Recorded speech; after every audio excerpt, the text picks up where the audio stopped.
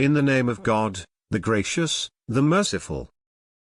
Praise be to God, who revealed the book to his servant, and allowed in it no distortion.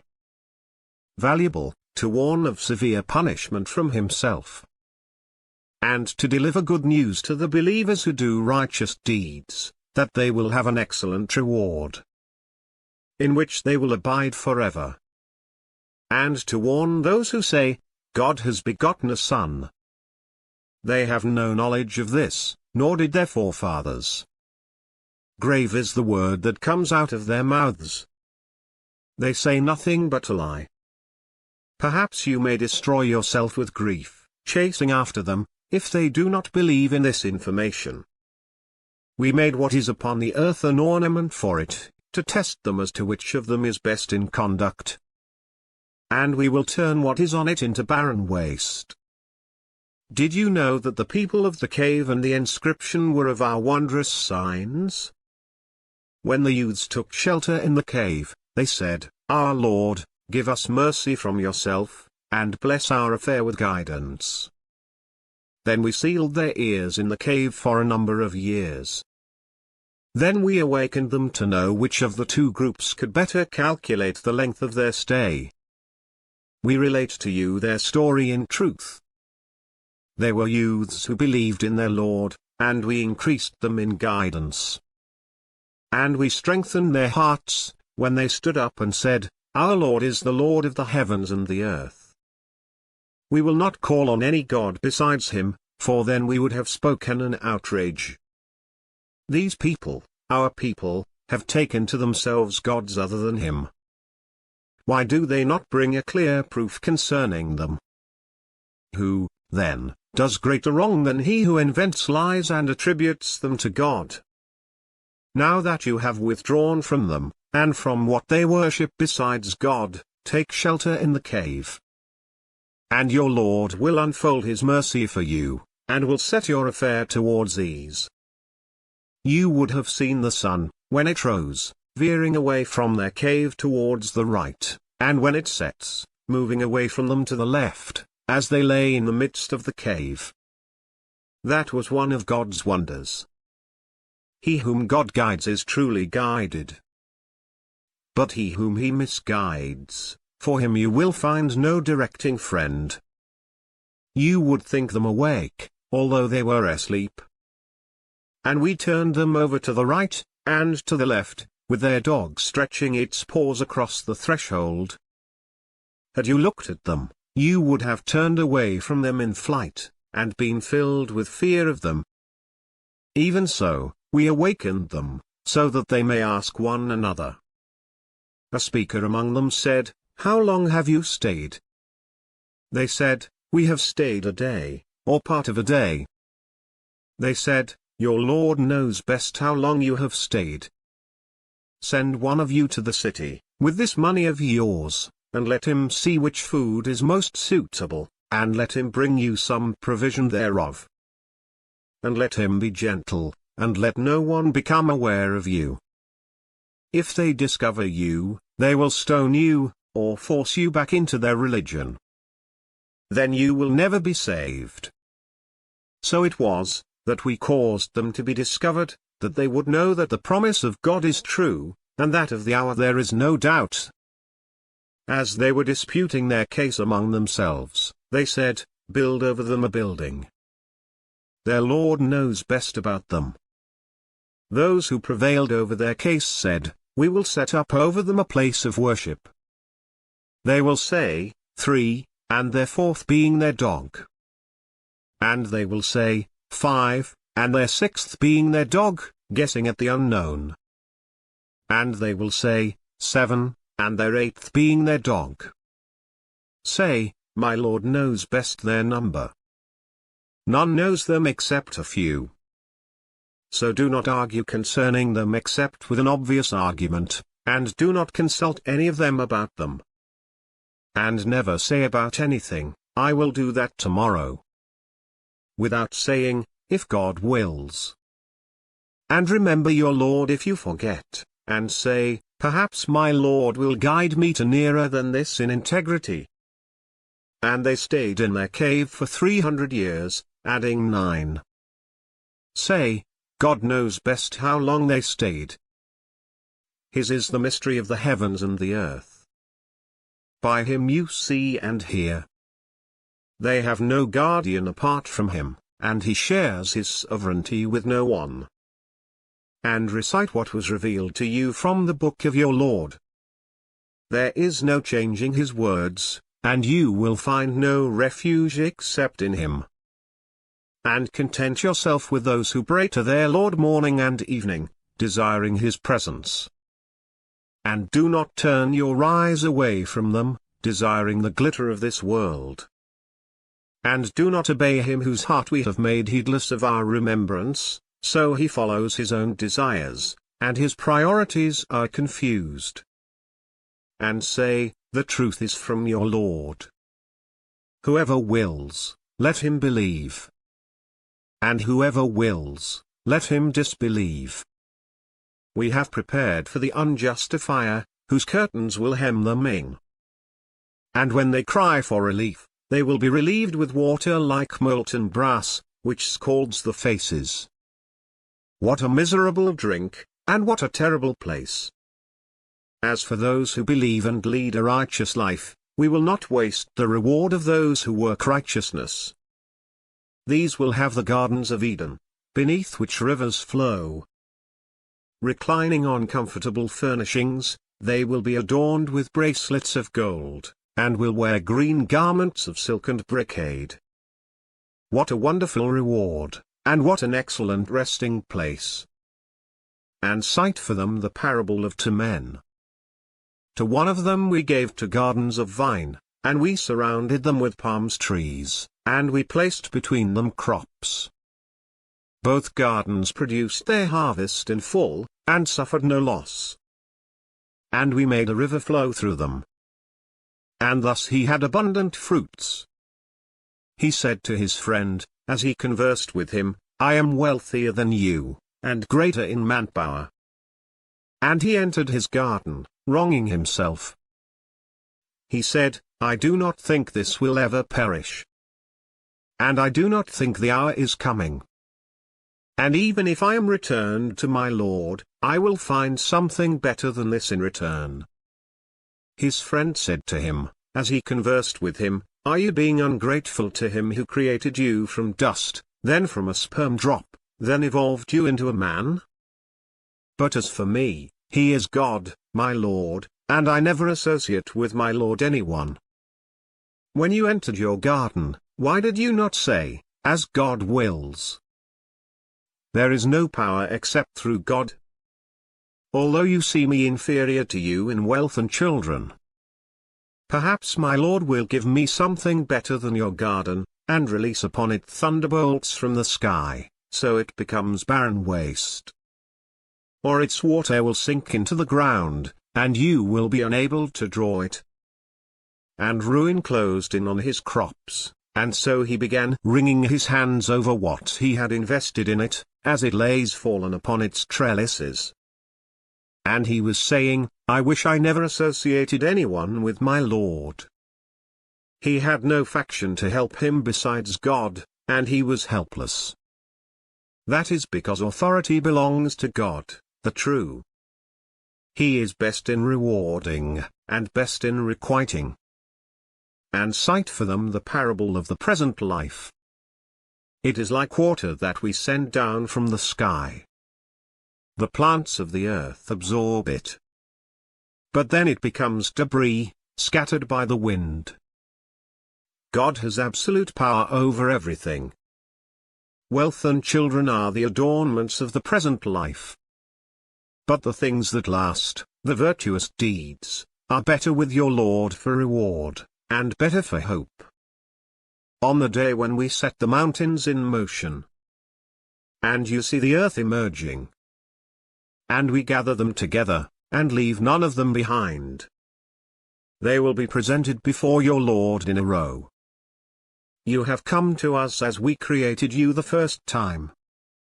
Although you claimed we would not set a meeting for you. And the book will be placed, and you will see the sinners fearful of its contents. and they will say, "Woe to us! What is with this book that leaves nothing, small or big, but it has enumerated it?" They will find everything they had done present. Your Lord does not wrong anyone. We said to the angels, "Bow down to Adam." So they bowed down, except for Satan. He was of the jinn, and he defied the command of his Lord.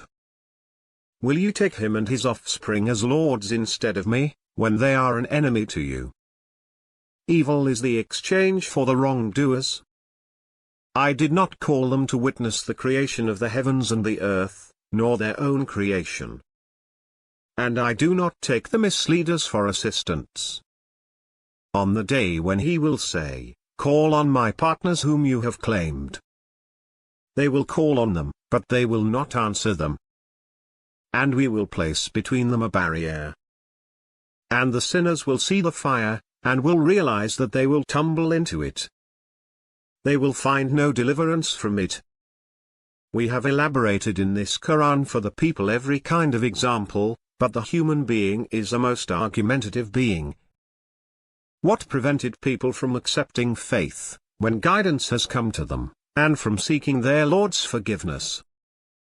Unless they are waiting for the precedent of the ancients to befall them, or to have the punishment come upon them face to face. We send the messengers only as deliverers of good news and warners. Those who disbelieve argue with false argument, in order to defeat the truth thereby. They take my verses, and the warnings, for a joke. Who does greater wrong than he, who, when reminded of his Lord's revelations, turns away from them, and forgets what his hands have put forward? We have placed coverings over their hearts, lest they understand it, and heaviness in their ears. And if you call them to guidance, they will not be guided, ever. Your Lord is the forgiver, possessor of mercy. Were he to call them to account for what they have earned, he would have hastened the punishment for them. But they have an appointment from which they will find no escape. And these towns, we destroyed them when they committed injustices, and we set for their destruction an appointed time. Recall when Moses said to his servant, "I will not give up until I reach the junction of the two rivers, even if it takes me years." Then, when they reached the junction between them, they forgot about their fish.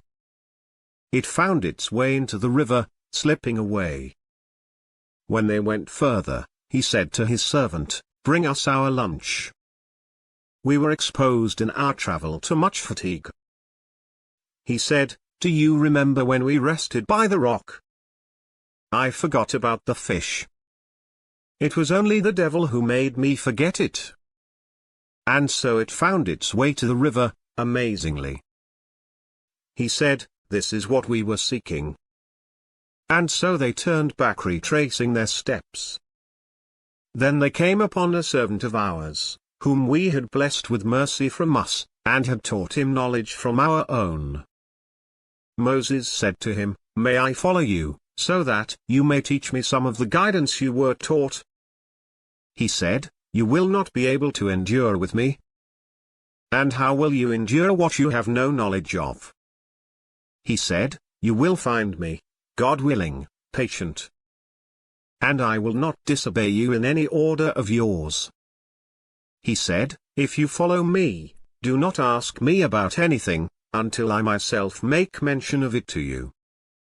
So they set out.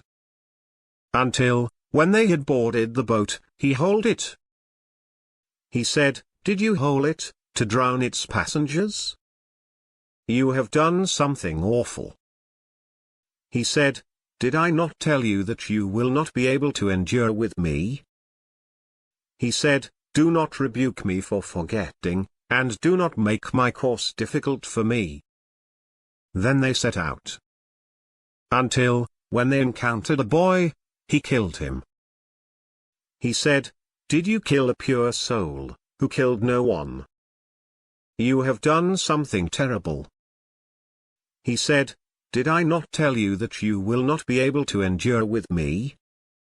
He said, If I ask you about anything after this, then do not keep company with me. You have received excuses from me." So they set out. Until, when they reached the people of a town, they asked them for food, but they refused to offer them hospitality. There they found a wall about to collapse, and he repaired it. He said, "If you wanted, you could have obtained a payment for it." He said, "This is the parting between you and me. I will tell you the interpretation of what you were unable to endure. As for the boat, it belonged to paupers working at sea. I wanted to damage it because there was a king coming after them, seizing every boat by force. As for the boy, his parents were believers, and we feared he would overwhelm them with oppression and disbelief. So we wanted their Lord to replace him with someone better in purity, and closer to mercy. And as for the wall, it belonged to 2 orphan boys in the town.